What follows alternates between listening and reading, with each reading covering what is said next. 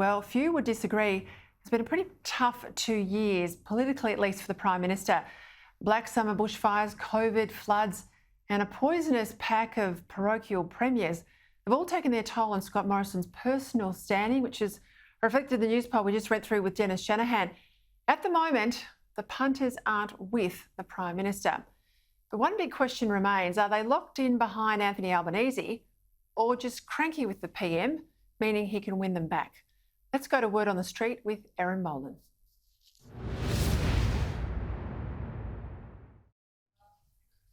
Great to have you as always on a Monday, Erin.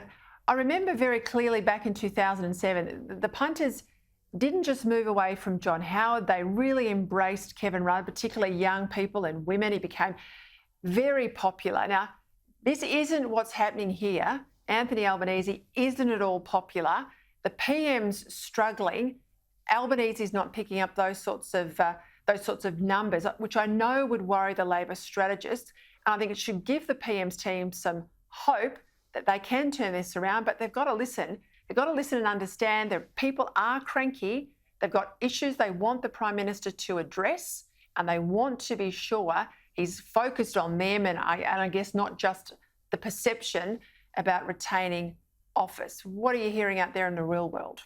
Yeah, absolutely, Peter. And I think you're spot on with that. There doesn't appear to be this outpouring of love or adulation for Anthony Albanese. If anything, it's more just disdain in certain sections for the Prime Minister. Gerard Henderson in The Australian wrote a great piece at the end of last year, at the end of December, talking about how the mood in this country will determine the outcome of an election. And I heard Anthony Albanese earlier in your show referencing the 3 victories that he's seen.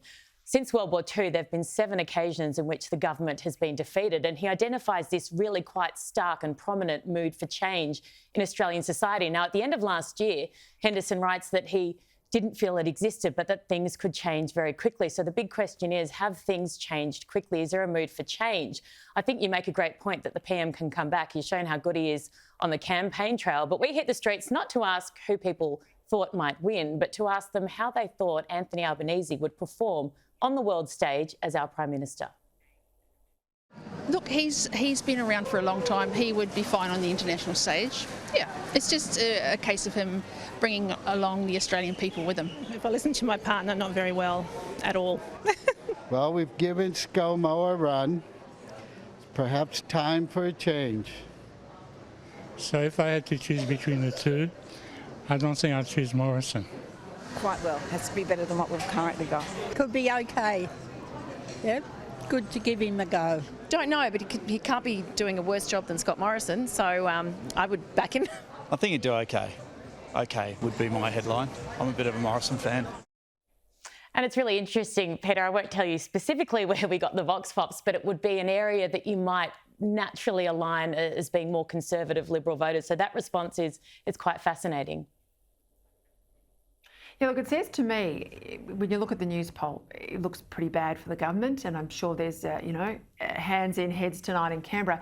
But when you look at what the people are reading out of those sorts of, mood questions that you've asked, it says to me that they're not talking up Albanese. They're not saying, oh, he'll be brilliant, I can't wait to see him on the world stage. He's got 25 years of history, he'll be amazing. Most of them reference their crankiness with the PM, which tells me he'll be better than what we've got. Still reluctant starters.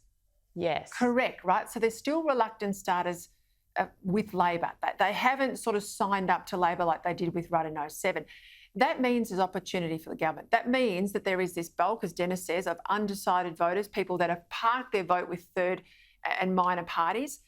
They haven't walked into Labor's camp yet. And the challenge for the government, they've got to take their concerns seriously. They've got to reach out to the Conservative base. They are cranky, that Conservative base. I'm a Conservative. They bail me up in the streets. They have to reach out to them. Now, if they don't, if they say there's nothing to see here, don't worry about woke, and I played that grab from the Prime Minister, then they'll never get them back, not at least in this election. The Prime Minister has to listen.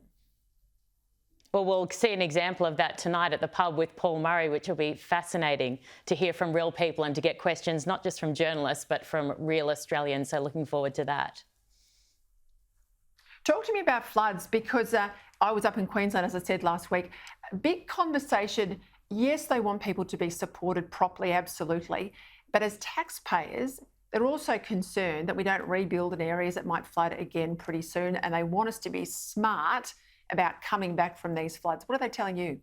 Yeah, I guess the simple answer, and there's been this question that's been asked over the past couple of weeks or so, should we be permanently moving these communities that are consistently flooded away, essentially? And there's been talk about the government potentially going in and buying their homes.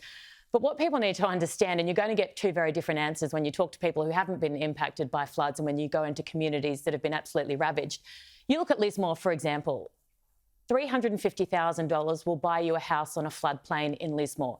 For a lot of Australians, that's all they can afford. We see the front page of the Daily Telegraph today, people cannot afford to buy homes.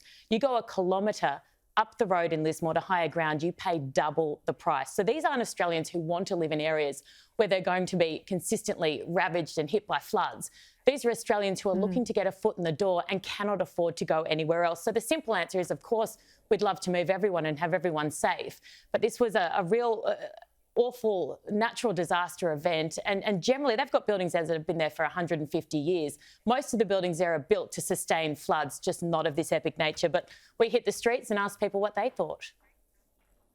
It's happening a lot that people are living in those areas, and it's very difficult. Yes, if there's resources to look after them, yes. To me, it all comes down to whether insurance is willing to cover those areas, and I think that really tells it all. There's not a lot of alternatives. It's not a hilly country. Before people buy there should be some knowledge of what's going to happen. I don't think that they should, but I think it's unfortunate that they are in that situation. Yeah, I do actually. It supports the local environment and also the local community. I think people live where they can work, where they can make a living, where they have families. So I think saying that you can't live there because it's prone to flooding is just really unrealistic. No, all these poor people that have, they rebuild their houses and then the flood comes through. No, I'd say no. And on Breakfast Radio, Peter, you know that you hear a lot from everyday punters, and a lot of people, particularly in Sydney, that have been impacted by floods, have said to us when we've asked this question of them, they've said, my community is not just my house. My community is my neighbour, my mum who lives in 2 streets away, the school that my kids go to. Moving people out of their communities is going to create more issues as well. So, look, maybe the issue needs to be in making sure that we can better handle and equip floods, because we will have natural disasters for the rest of time, as we know. I tell you what, we don't have a shortage of land in this country. We need some of those local councils. Keep people in communities, but open up more land. Erin Molan, great as always. I love it when you get out in the street and we get some real people coming into the show.